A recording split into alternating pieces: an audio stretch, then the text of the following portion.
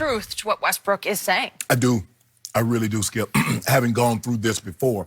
Because, you know, the thing is that what Brian Westbrook, the great running back for the Philadelphia Eagles, said is that it's the most mentally challenging and demanding position, I believe, in all of sports, Skip.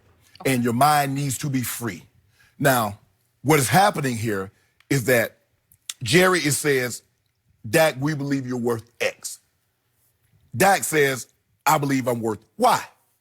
But the Z to the equation to Skip is what? Injury. That's always at the back of my mind. That's why Zeke says, I'm not stepping on the field. I don't care anything about it. I got 2 years left. I'm not stepping on the field. Because I know when I step on that field, practice, walk through, anything can happen, and there goes my money. So Dak, and you try to not think about that, Skip. You play so much freer when you know you're taken care of. Because I went through that in 96, Skip. I was in the last year of my contract, and, you know, I've been told that, you know, we're going to take care of it. And they offered me a contract, and I knew I was worth more than that. No. I'm not going to wait till the last year of my contract, and then all of a sudden you says, okay, we'll give you this, and I'm going to be the 5th highest paid after waiting? Yeah. No, I can't do that, Skip. Come on. So I'm going to play it out. And first game of the season, Skip, have a big game, but guess what I do? Hurt my ankle. Here we go again. I said, I'm going to have to go through this again.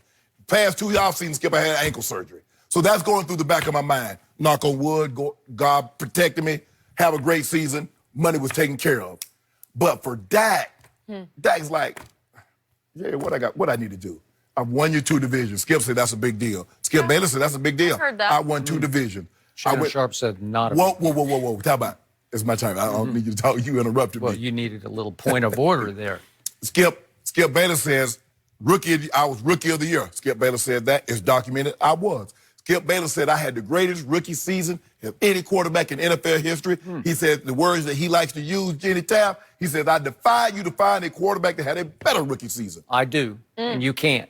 So, Jerry, you need Made to 2 Pro Bowls. he said, 2. He did. Yeah. And he said, Jerry, you need to compensate me for that. See, Jerry doesn't lose. See, Skip, at the end of the day, win, lose, or draw, Jerry is printing money because he's the Cowboys. He owns the Cowboys.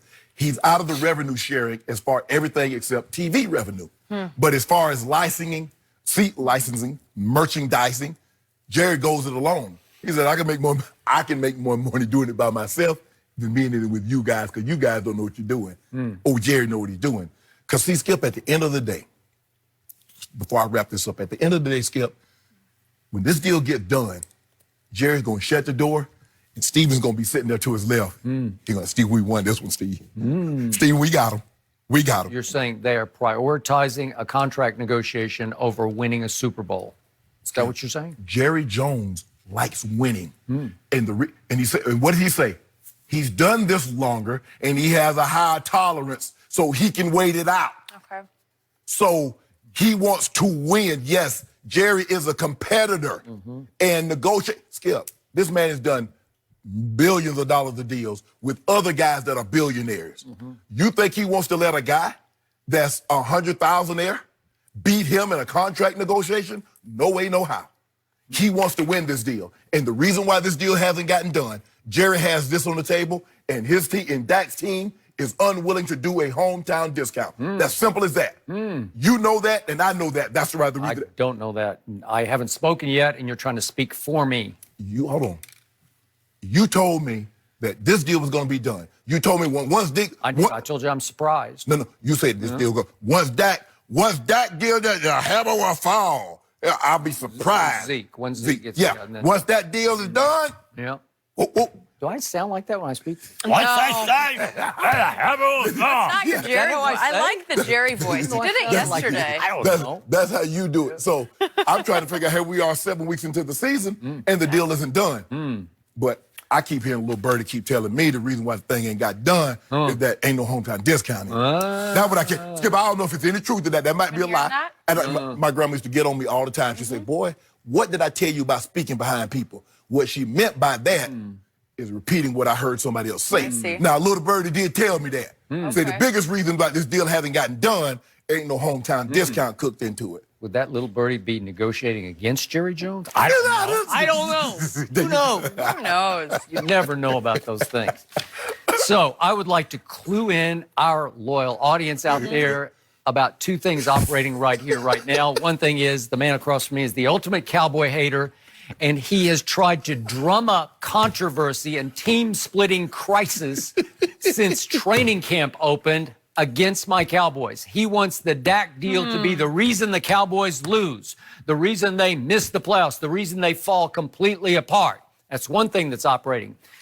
Operating also below the surface here is the fact that Brian Westbrook played football at Villanova, which is just outside of Philadelphia. And then he was fortunate enough to be drafted by his quote-unquote hometown Eagles. And he played 8 great years for the Eagles. And he bleeds green. And he also wants this to be a huge team-wrecking controversy. Okay.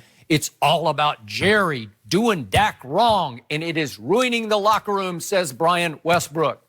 I cannot tell you how wrong that is right now. There are many, many, many, many things wrong with my Dallas Cowboys. What are they? The least of which is my quarterback. My quarterback, ironically, is the lone bright spot that I've had this whole miserable 3-game losing streak. Or, if you want to put it in perspective, the 3-3 start for my Cowboys. Only bright spot is the quarterback who still, to this moment, leads the entire National Football League in QBR. It's hard to do if you can't throw, and somebody across from me says you can't throw. No. I don't know how he's done it, but he has.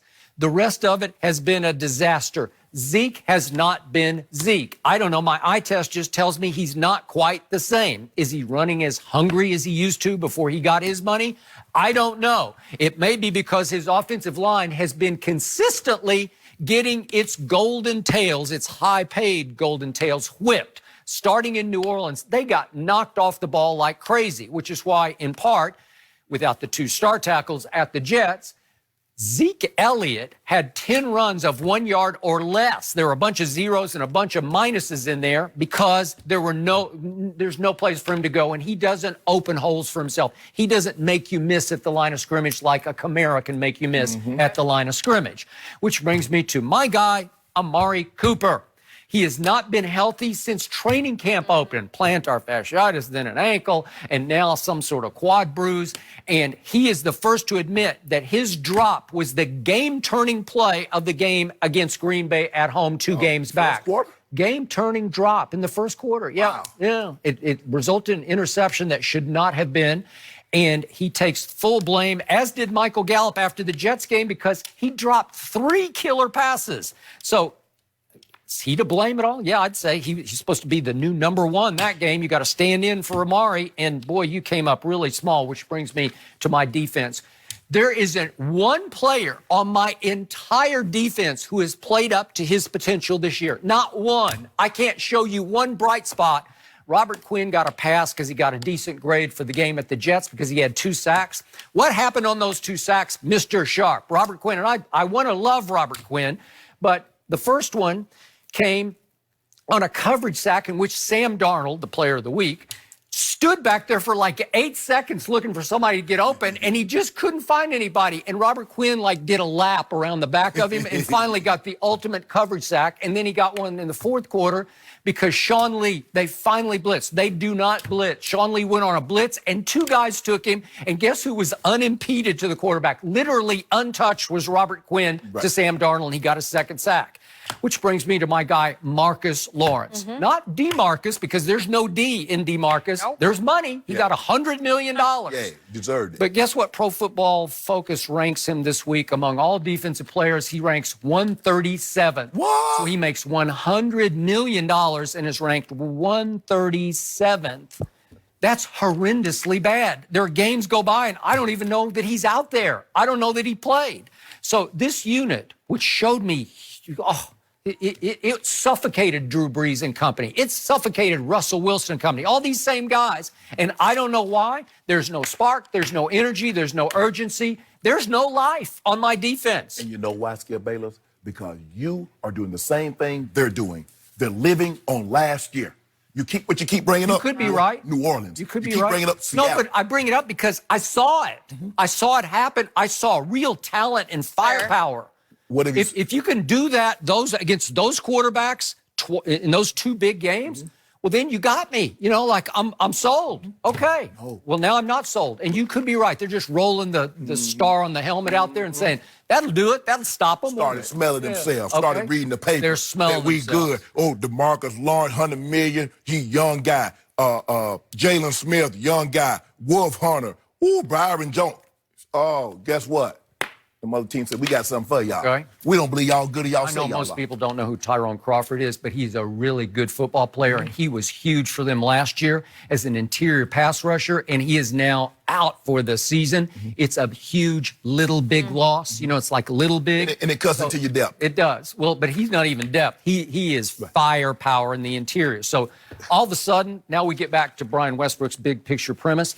If you can make a case, which this would be very difficult to prove, if you're telling me that Jerry is losing the locker room because he won't pay Dak, that's one thing. Right. Where if you're telling me everybody else is getting disgruntled about it, they're getting anxious, they're getting maybe even angry, like you won't pay our quarterback, because this team believes in that guy, that number no 4. question. I believe, Okay? I He believe is that. the leader. He is the face of this franchise. So if you tell me that they're disillusioned to the point that they're losing a little of their spark in their spirit, you got me on that one. But that's hard to prove because it's not directly impacting the quarterback himself. Let me tell you what's happening, Skip. Dak Prescott, you tell me the quarterback is the most important. He's the unquestioned leader of this team. He watched Jalen Smith get paid. He watched Lyle Collins get paid. He watched Zeke Elliott get paid. Marcus Lawrence. Marcus Lawrence get paid. He said, well, whoa. What about your boy? Now, I play quarterback. Okay. Now, they say that's the most important position. Now, where my cheese? Okay, but it's not, I promise you, if he was horrendously bad,